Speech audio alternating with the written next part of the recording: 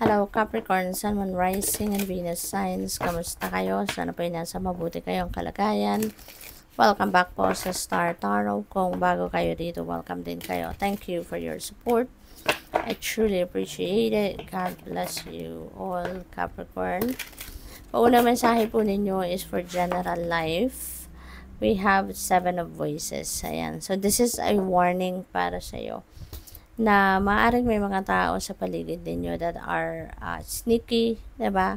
Mga manduloko, pwedeng sinungaling, pwedeng mga nagtitake advantage, no, sa ibang tao.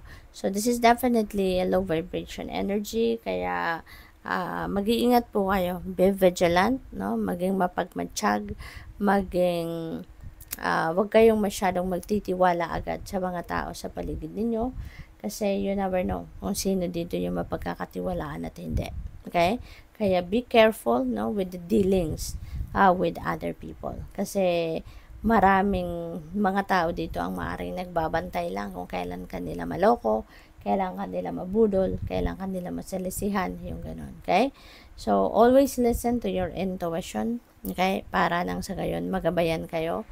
And your intuition will always send you a signal. No? If there is something off key with the people around you or situation, no, na kinabibilangan mo, kaya makinig ka lagi, no, sa inyong intuition.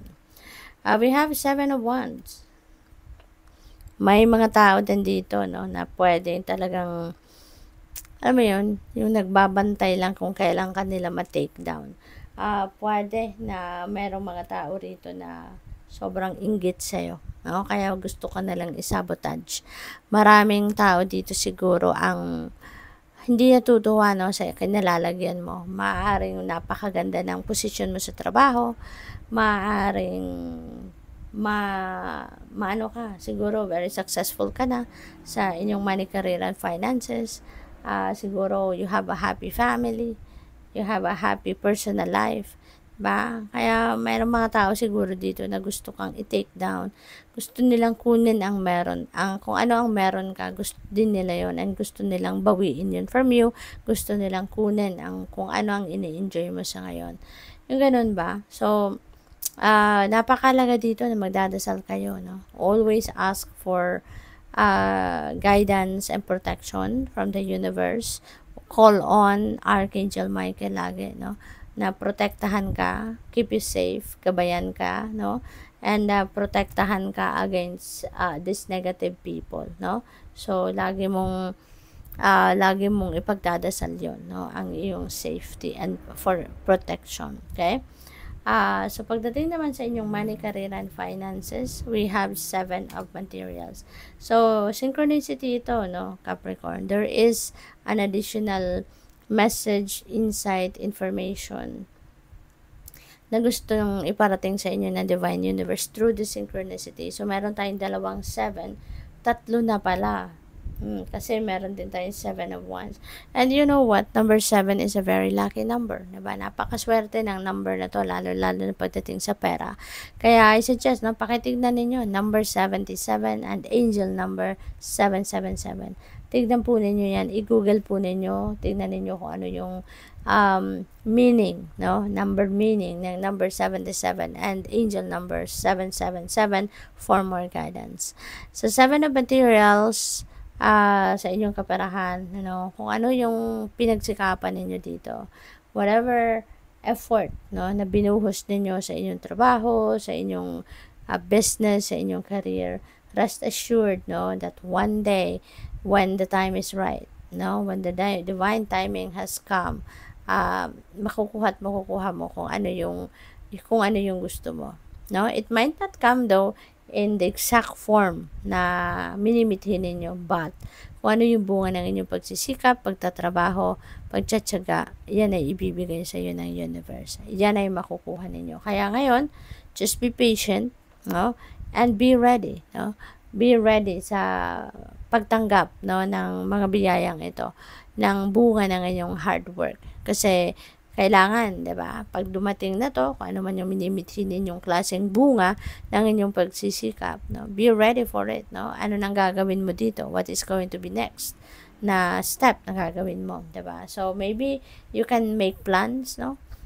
For the future. Maybe you can make plans for what things are you going to do, no? Kapag dumating na yung minimiti ninyo, kapag dumating na yung fruit of your labor, diba? So, what else? We have 8 of Wands. Ayan. So, mayroong mga opportunities. There are a lot of opportunities pa na dadating sa inyo sa ngayon na pwedeng pagkakaperahan ninyo, na pwedeng maging money path ninyo.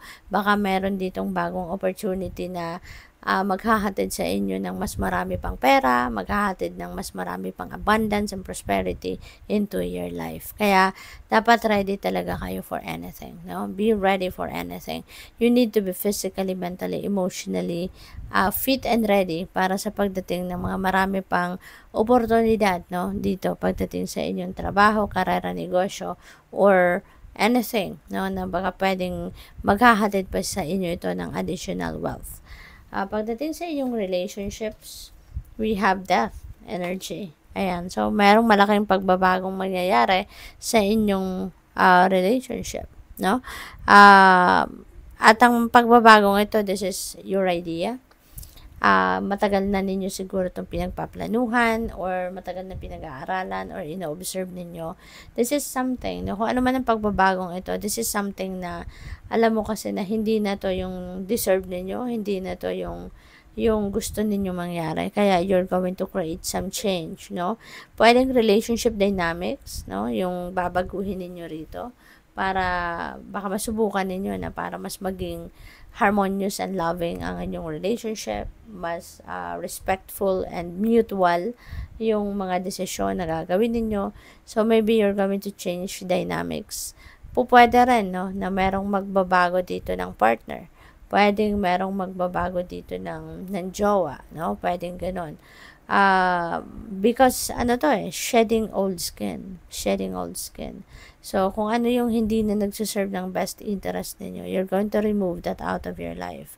So, baka, ang iba sa inyo, baka yung jowa ninyo talagang nagpapasaway or siguro hindi na kayo masaya sa kanya.